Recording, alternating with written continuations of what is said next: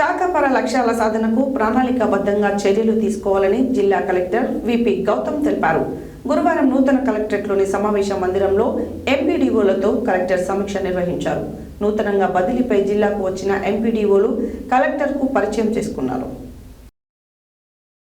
ఈ సందర్భంగా కలెక్టర్ మాట్లాడుతూ అధికారులకు ప్రజలకు అందుబాటులో ఉంటూ మెరుగైన సేవలతో మంచి పేరు తెచ్చుకోవాలన్నారు. కొత్త ప్రభుత్వం ప్రజలు కొత్త అంచనాలతో ఉంటారని, నిబద్ధతతో విధులు నిర్వర్తించాలని ఆయన తెలిపారు. సర్పంచ్ల పదవీ కాలం ముగిసినందున ఎంపీడీఓలపై ఎంతో బాధ్యత ఉందని అన్నారు. గ్రామ పంచాయతీల్లో ప్రత్యేక అధికారుల పాలన ఉందని, గ్రామాలలో ప్రత్యేక అధికారులను మార్గనిర్దేశం చేస్తూ ప్రజలకు మంచి పాలన అందించాలన్నారు. ఎంపీడీఓలు చేసే పనుల్లో గ్రామాల్లో మార్పు వస్తుందన్నారు. ఎన్నికల సమయమని నిష్పక్షపాతంగా పనిచేయాలన్నారు. Labour turn over పెంచాలన్నారు.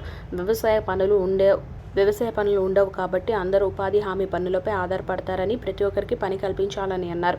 అవసరమైతే జాబ్ కార్డులు ప్రింట్ చేయించాలన్నారు. నర్సరీలో త్వరగా మొలకెత్తే మొక్కలపై ప్రత్యేక దృష్టి పెట్టాలన్నారు. ప్రాజెక్టు రాష్ట్రాల్లో భాగంగా గ్రామంలోని డొంకల ఆక్రమణలు తొలగి రహదారి నిర్మాణాలు చేపట్టాలని అన్నారు. మహాలక్ష్మి పథకం కింద 500కు గ్యాస్ సిలిండర్లో భాగంగా దరఖాస్తుల పరిశీలన వెంటనే పూర్తి చేయాలన్నారు. అధికారులు చిత్తశుద్ధితో విధులు నిర్వహణ చేయాలని కలెక్టర్ తెలిపారు.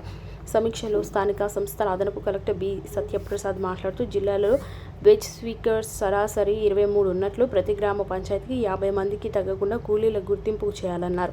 జిల్లాలలో 1058 వ్యక్తిగత మరుగుదొడ్ల నిర్మాణం ఇంకాను 390లకు క్యాప్చరింగ్ చేయాల్సి ఉందని వెంటనే పూర్తి చేయాలన్నారు. ఉపాధి హామీ కింద చేపట్టిన పనులు వెంటనే పూర్తి చేయాలన్నారు.